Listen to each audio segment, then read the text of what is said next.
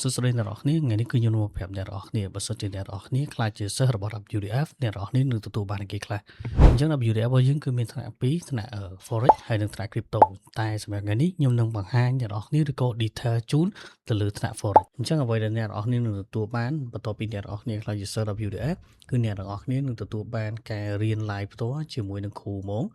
ជារៀងរាល់សប្តាហ៍ហើយនៅក្នុងមួយសប្តាហ៍គឺយើងរៀន2ថ្ងៃហើយមួយវិញទៀតគឺយើងមានក្រុមនៅក្នុងការជជែកគ្នាដើម្បីមើលទៅលើទីផ្សារមើលអីចឹងទៅយើងអាចជជែកគ្នាបានហើយនៅក្នុងនោះយើងមានសិស្សមានអីចឹងទៅហើយបន្ថែមពីហ្នឹងគឺខ្ញុំមានក្រុម daily live បានន័យថាសម្រាប់សិស្សទាំងអស់គឺយើងមានថ្នាក់បំពន់ជារៀងរាល់ថ្ងៃបានន័យថាក្នុងមួយថ្ងៃគឺខ្ញុំតែងតែធ្វើការ live ទៅលើទីផ្សារមាសដើម្បីឲ្យសិស្សគាត់ងាយស្រួលនៅក្នុងការចូលផ្សារបើយើងនិយាយមកទៅក្រុមនេះគឺយើងសម្រាប់បំពន់សិស្សដែលគាត់ពិបាកនៅក្នុងការរក direction ឬក៏ទឹកដៃទីផ្សារអីគាត់អាចមើលការ live របស់ខ្ញុំជារៀងរាល់ថ្ងៃអញ្ចឹងអាចជាបន្តថានេះគឺជាក្រុមថ្នាក់បំពន់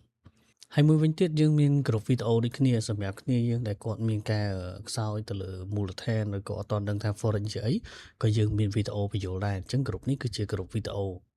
ចឹងសម្រាប់ព័ត៌មានបន្ថែមឬក៏ព័ត៌មានពេញលេញអ្នកនរគ្នាអាចតាក់ទងមក admin របស់យើងបានដើម្បីសាកសួរព័ត៌មាន